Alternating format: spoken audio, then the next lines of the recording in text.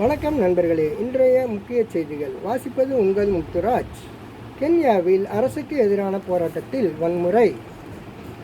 சபா தினம்.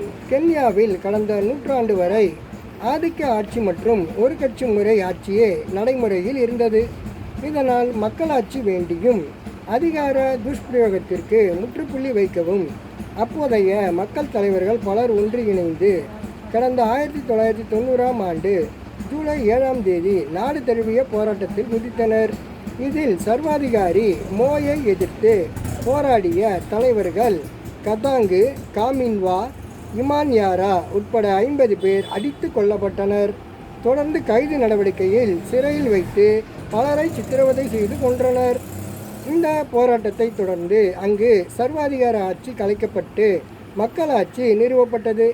இந்த போராட்டத்தின் நினைவு கூறும் வகையில் ஒவ்வொரு ஆண்டும் ஜூலை 7ஆம் தேதி சபா தினம் அனுசரிக்கப்படுகிறது. சபா என்றால் உள்ளூர் மொழியான சிவாஹிலரியில் எண் 7 என்று அர்த்தம்.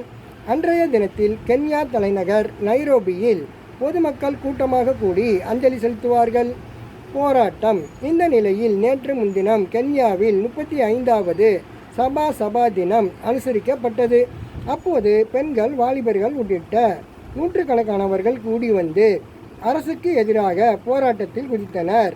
நாட்டில் நிலவி வரும் விலைவாசி உயர்வு, எல்லை பகுதிகளில் நிலவும் அச்சுறுத்தல் உள்ளிட்ட காரணங்களை வலியுறுத்தி பதாகைகளை ஏந்தி போராட்டத்தில் ஈடுபட்டனர். அப்போது போராட்டத்தை ஒடுக்க அங்கு போலீசார் குவிக்கப்பட்டனர். அவர்கள் தடியடி நடத்தியும் கண்ணீர் புகை குண்டுகளை வீசி எறிந்தும் ஆர்ப்பாட்டக்காரர்களை தடுக்க முயன்றனர். இதனால் போலீசார் ஆர்ப்பாட்டக்காரர்கள் இடையே மோதல் வெடித்தது. 11 பேர் சாவு. இந்த வன்முறையில் பெண்கள் உட்பட 11 பேர் சம்பவ இடத்திலேயே பரிதாபமாக உயிரிழந்தனர். படுகாயமடைந்த 50 பேர் மீட்கப்பட்டு சிகிச்சைக்காக ஆஸ்பத்திரியில் அனுமதிக்கப்பட்டனர். அவர்களை டாக்டர்கள் தீவிரமாக கண்காணித்து வருகிறார்கள். வன்முறை காரணமாக அரசு பஸ்கள் மற்றும் கட்டிடங்களை சேதப்படுத்திய 550 பேர் கைது செய்யப்பட்டு சிறையில் அடைக்கப்பட்டனர். வெளிநாட்டில் நடக்கிற இந்த கூத்தெல்லாம் பார்க்கும்போது தமிழ்நாடு எவ்வளவோ பாதுகாப்பான நகரம் தோணுது. நீங்கள் என்ன நினைக்கிறீங்க ஃப்ரெண்ட்ஸ்?